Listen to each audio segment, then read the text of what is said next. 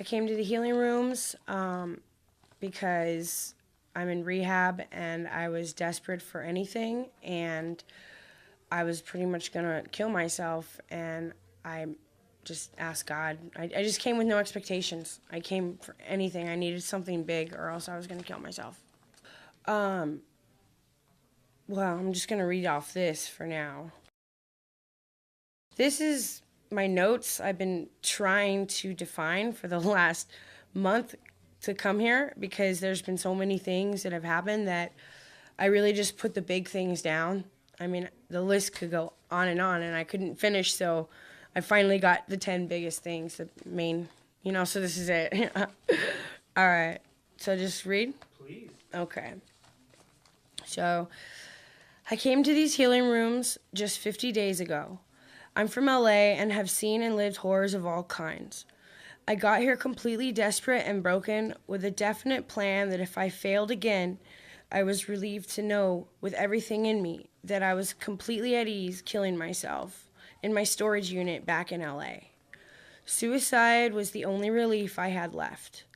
I had no expectations of God. I just needed to know He wanted me to go on living, and I needed to desperately breathe inside. So the healing that has happened. 1. Before the prayer rooms, the pastor said, "There is someone here that has been in a dark, dark place. The Lord is telling me now to hold on, that the healing has already begun." I knew He was speaking to me. 2. I hadn't slept in weeks, and when I did, I was consumed with horrific night terrors. But that night, I finally slept 4 hours straight with no nightmares. 3.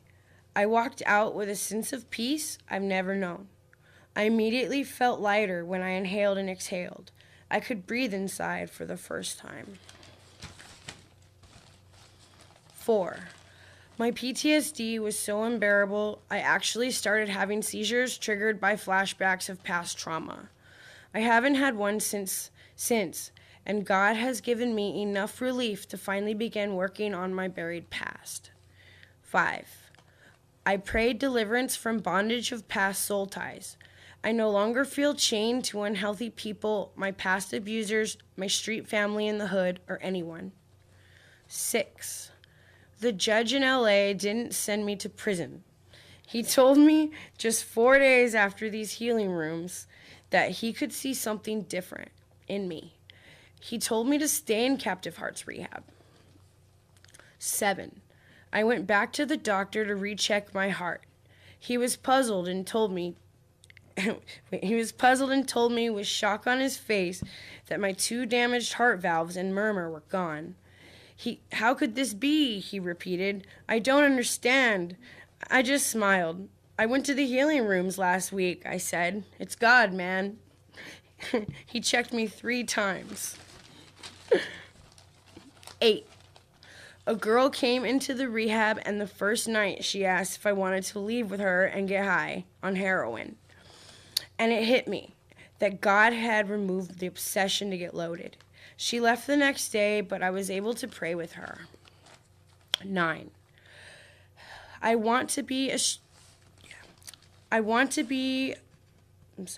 So many. Okay.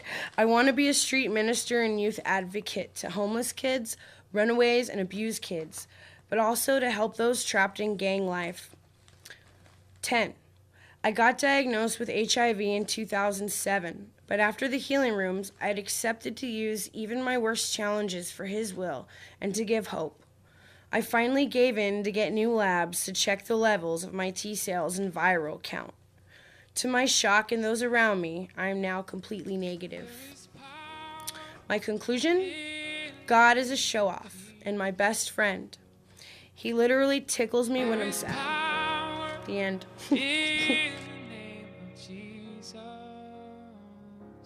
There is power in the name of Jesus